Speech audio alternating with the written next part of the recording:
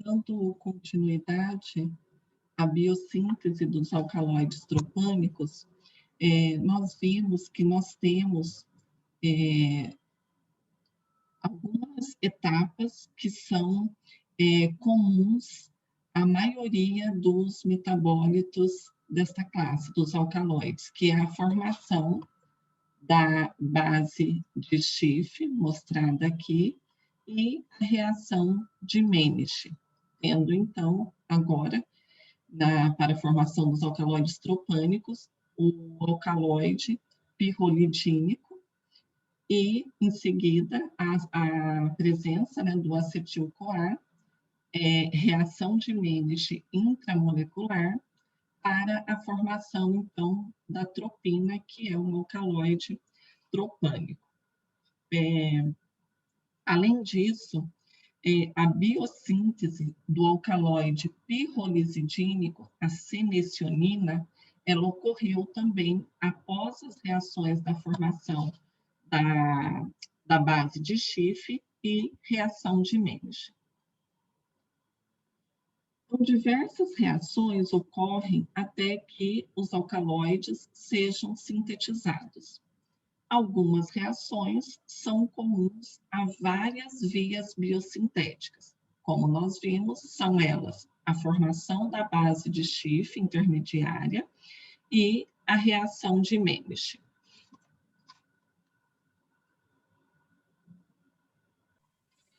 Então, nós vimos que para a biossíntese dos alcaloides, nós temos diversas reações que ocorrem até que estes compostos sejam sintetizados. Algumas reações, elas são comuns às várias vias biosintéticas, que, como nós vimos, são duas etapas. A primeira delas é a formação da base de Schiff intermediária e a reação de Menisch. Então, essas duas etapas, né, elas são comuns à biossíntese de vários dos alcaloides. Bom, bem. Na formação da base de Schiff, ela ocorre inicialmente a partir da formação de uma imina, tá? Onde uma carbonila reage com uma amina. Então, para a formação da base de Schiff, nós podemos ver que ocorre um ataque nucleofílico, né, do nitrogênio do aminoácido, tá? Então, aqui do aminoácido L-ornitina, no caso. O nitrogênio, ele se torna positivamente carregado, como nós podemos observar aqui, a partir desse ataque, né, desse ataque nucleofílico ao carbono. Os pares de elétrons do nitrogênio, eles foram para o oxigênio, certo? Para esse oxigênio aqui da carbonila. E este recebeu o próton do meio, né? Então, aqui nós podemos ver, né, que esse nitrogênio, então, recebeu o próton que estava presente no meio ácido. A base, né, então, ela retira um hidrogênio do nitrogênio carregado positivamente e em meio ácido, tá? A hidroxila, ela é protonada, como a gente observa aqui nessa outra etapa, ela é protonada formando água, né? Então, forma-se uma molécula de água. A água, nós sabemos que é um bom grupo abandonador, né? Então, nós podemos ver aqui a saída, né, da molécula de água. E, através dessa delocalização de elétrons, ocorre a saída de água e a formação da base de Schiff. Então, nós temos, nessa primeira etapa aqui, a formação da base de Schiff em meio alcalino, né? E nessa outra condição aqui, a formação também da base de Schiff em meio ácido, certo?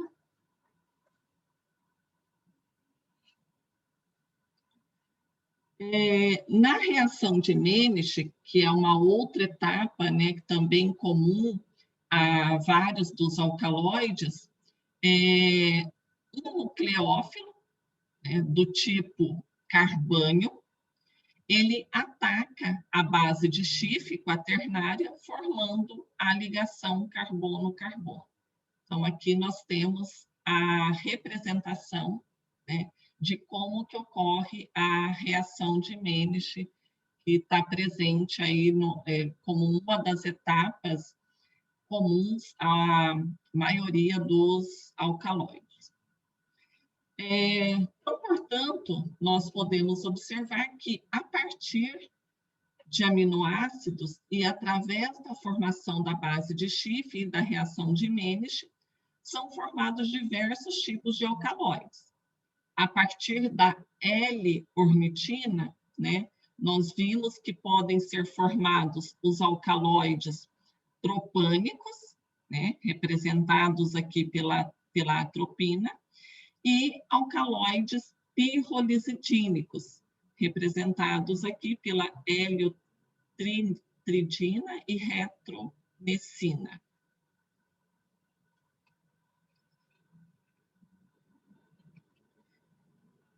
E, a partir da L-lisina, podem ser obtidos alcaloides piperidínicos, como nós podemos ver representados aqui, né, pela conina, e alcaloides do tipo quinolizidínicos, representados pela lupinina.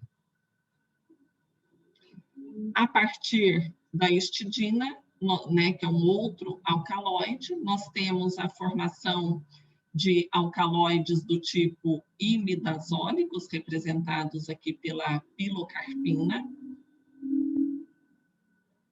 A partir do L-triptofano, podem ser obtidos os alcaloides quinolínicos, né? Então, nós temos aqui a quinina, tá? E alcaloides também indólicos, representados aqui pela reserpina. Só chamando a atenção, né, que esse alcaloide, a quinina, né, nós vimos na aula passada que a quinina ela é um alcaloide, né, pertencente à subclasse dos quinolínicos, e ela tem uma ação antimalárica, certo? Então, esse ano, em particular, vocês ouviram muito falar da cloroquina, né? E da hidroxicloroquina como antivirais para o tratamento da COVID, né? COVID-19, que é causada pelo SARS-CoV-2. Então, eu só queria trazer, né, para vocês aqui, mostrar que a cloroquina e a hidroxicloroquina, elas são derivadas, né, da quinina. Então, a quinina está representada aqui, né, à direita, e em laboratório, vocês podem ver aqui que o núcleo fundamental da cloroquina, quando o R aqui é CH3, é a cloroquina. Quando o R é CH2 ou H, é a hidroxicloroquina, tá? Então, o núcleo fundamental aqui é o núcleo quinolínico, tá? Então, esses compostos, eles são biossintetizados em laboratório, tá? E a biossíntese deles ocorreu a partir desse alcaloide aqui, quinolínico, que é a quinina, certo? Nós temos também que, a partir da L-tirosina, podem ser obtidos os alcaloides dihidroindólicos, tá? Como, por exemplo, a betanina e alcaloides isoquinolínicos, como, por exemplo, a emetina. A partir da L-fenilalanina, podem ser obtidos alcaloides fenílicos, tá? Representados aqui pela mescalina, né? Então, a mescalina é um alcaloide pertencente, então, à classe dos fenílicos. E, a partir do L-aspartico, podem ser obtidos os alcaloides piridínicos. Então, hoje, no início da aula, eu falei para vocês da nicotina, né? Então, aqui está representada a estrutura química da nicotina, que é um alcaloide da classe dos piridínicos. E nós temos também a formação de alcaloides quinolínicos a partir do ácido antranílico. Então, o ácido antranílico, ele pode levar à formação de alcaloides quinolínicos, como, por exemplo, a argonina presente na ruta graveolens, né, que é conhecida popularmente por arruda.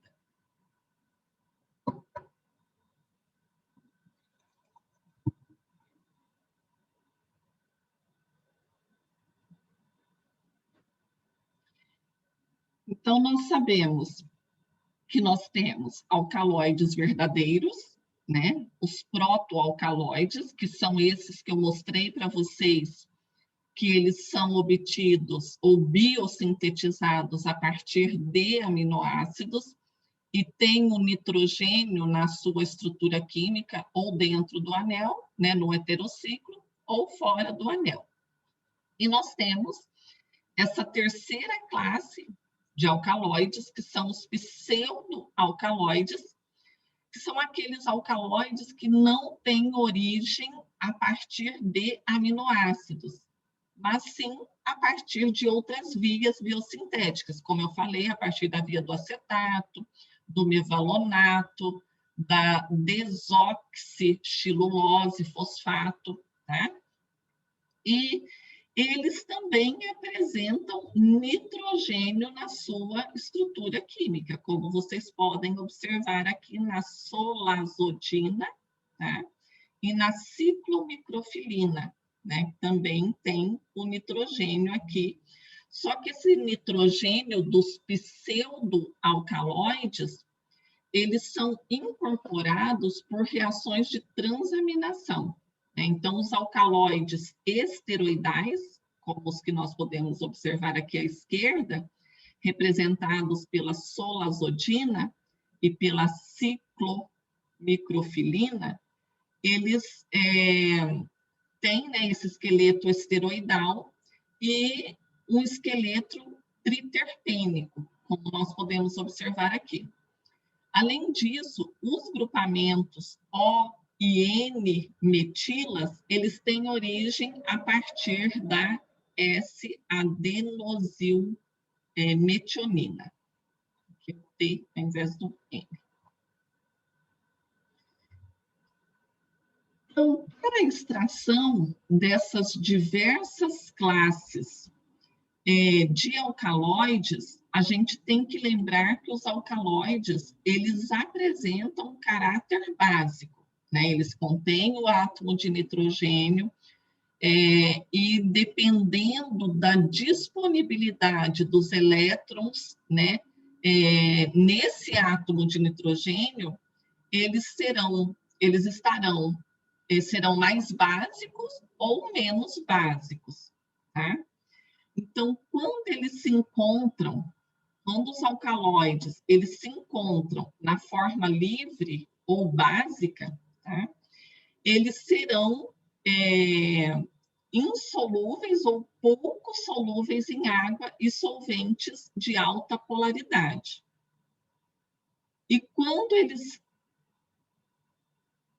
E eles serão solúveis em solventes orgânicos pouco polares, como, por exemplo, clorofórmio e éter.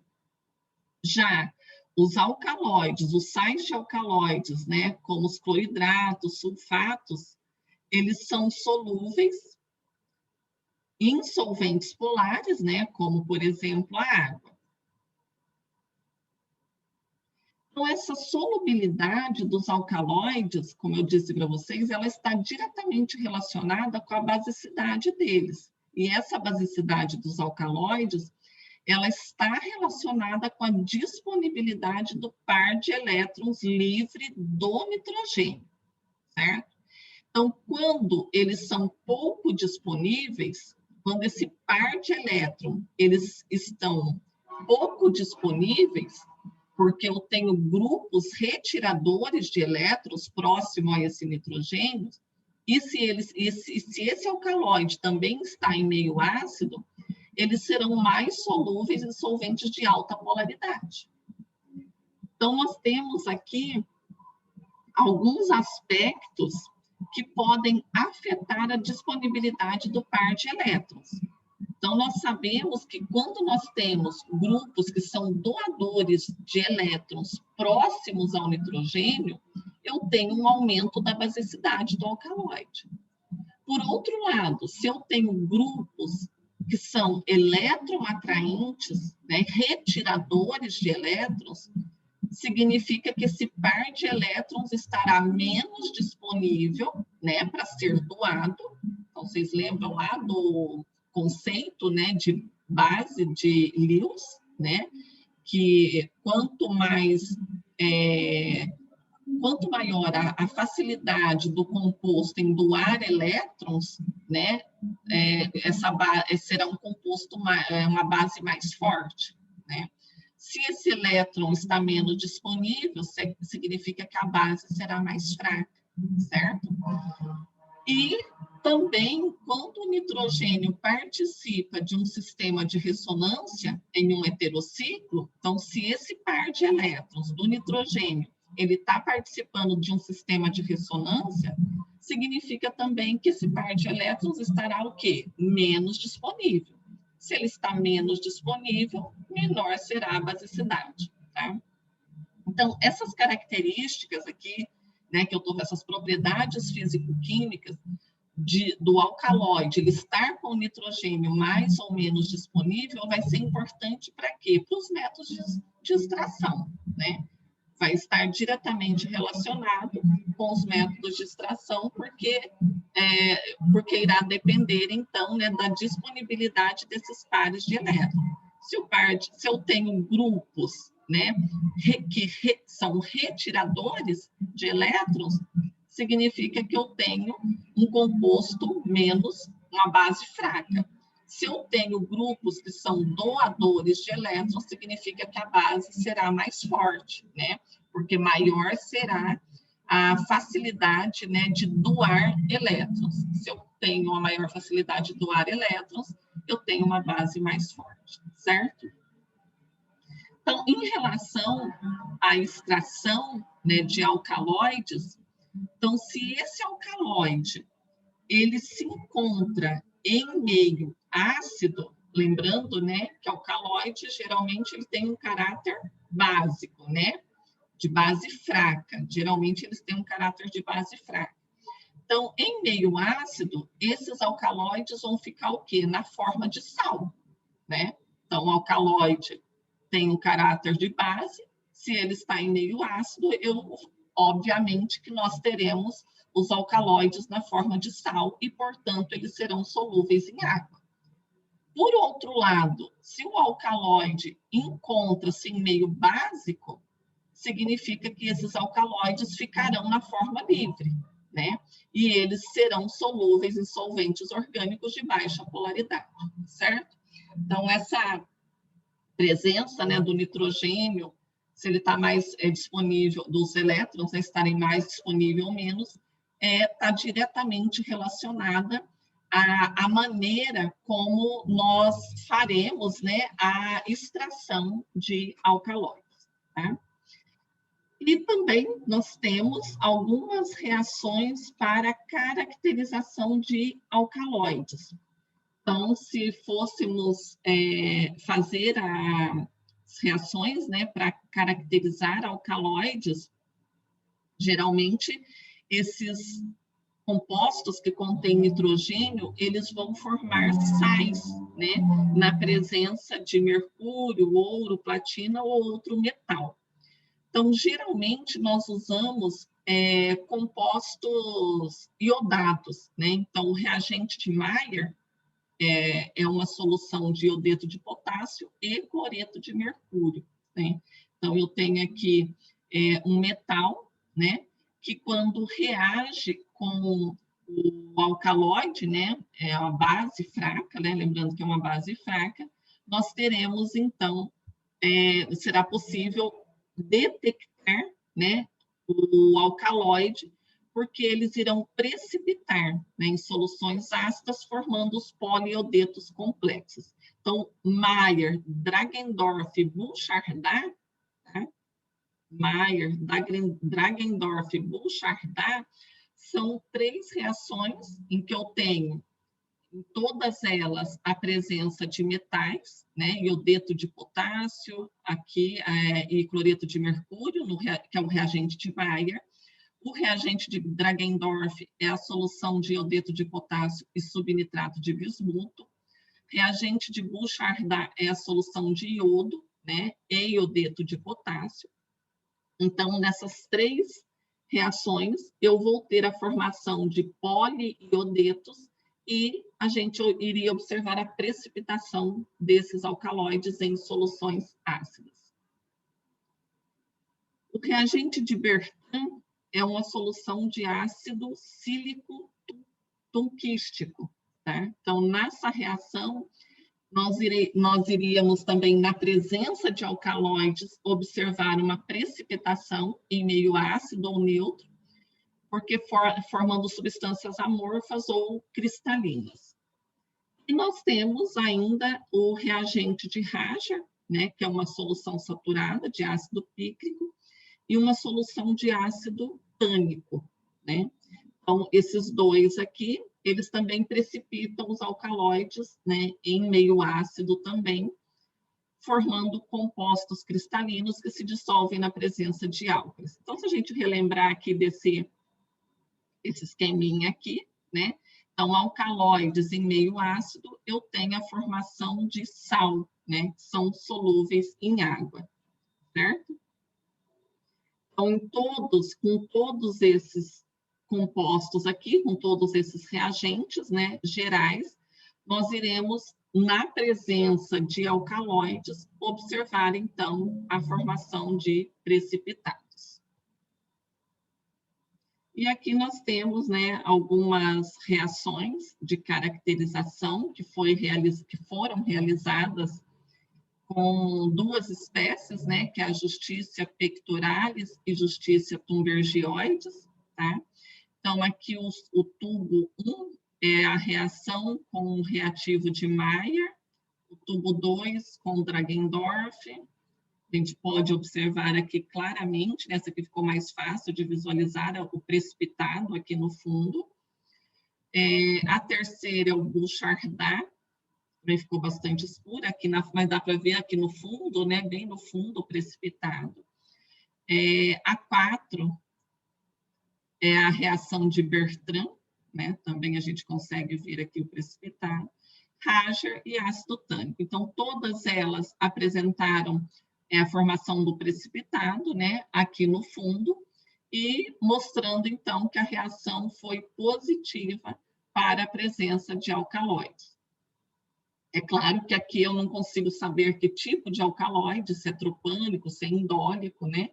Mas a gente sabe que é uma reação de bioprospecção, e nessas reações de bioprospecção é possível, então, verificar a presença ou ausência de um metabólito. Então, aqui no caso, nós tivemos reações positivas para a presença de alcaloides. Ok, então nós finalizamos esse assunto sobre os alcaloides. Nós iniciamos, né, na aula passada, que nós vimos a definição, e hoje retomamos, né, esse assunto, vendo então que alcaloides são compostos que contêm nitrogênio em sua estrutura química. Por isso, eles têm um caráter básico, né? e em meio ácido formam os sais. Nós vimos a localização, as funções dos vegetais, falamos da classificação, algumas atividades biológicas, tem várias atividades, como nós retomamos hoje no início da aula, e descrevemos as principais reações relacionadas ao metabolismo para a formação dos alcaloides, de acordo com a origem biosintética, certo? Então, principalmente, nós devemos lembrar que os alcaloides, eles têm uma origem a partir de aminoácidos, né? E que nós temos duas reações que são, ou duas etapas que são comuns, né? À biossíntese dos alcaloides, que são a formação da base de Schiff e a formação e a reação de Menisch, certo? Ok? Muito Certo. obrigada.